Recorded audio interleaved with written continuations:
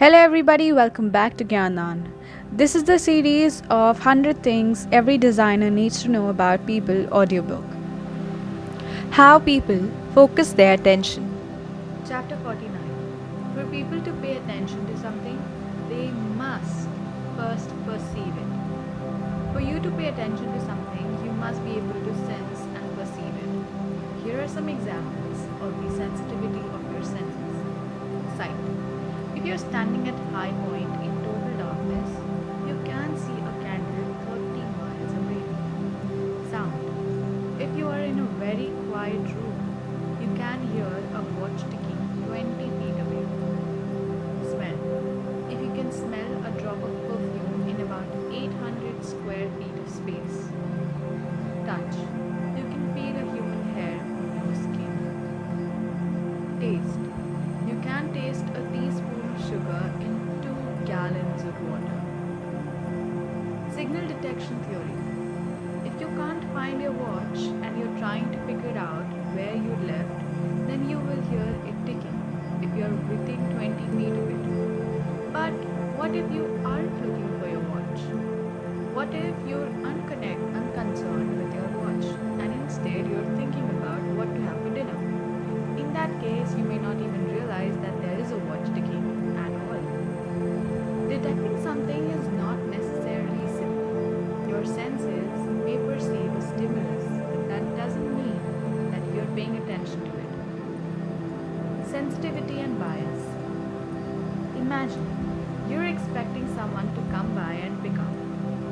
They're late and you keep running to the door thinking you heard the car in the driveway, even though you didn't. Whether you perceive something or not depends on more than just the stimulus being there. In fact, sometimes the stimulus is there and you miss it, and sometimes it is not there and you think you hear it or see it. Scientists call this signal detection theory. There are 4 possible outcomes as shown in 49.1 figure.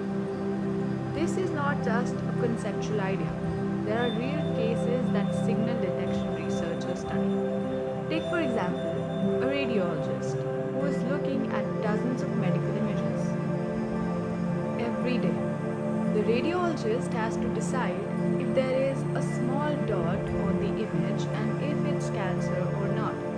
If she sees a cancer dot when none is there, false alarm. Then the patient may have surgery, radiation therapy, and chemotherapy when it's unnecessary. On the other hand, if she misses a cancer dot that was actually there, then the patient may die because the treatment was not given early enough. Psychologists study the different conditions that make it more likely for people to detect signal accurately. Signal detection theory. How to apply signal detection theory. Let's say you're designing a new system for air traffic controllers to see how many planes are near each other in their airspace. You don't want misses, so you turn up the signal. Use brighter lights or sound to make sure the controller doesn't miss the signal. If you were designing a screen to show X-ray results for the radiologist, you would turn down the signal a little bit to avoid false alarms. Key takeaways. If you're designing for a particular task, think about 4 quadrants of the signal detection chart. Is it more damaging for people to have false alarm or a miss?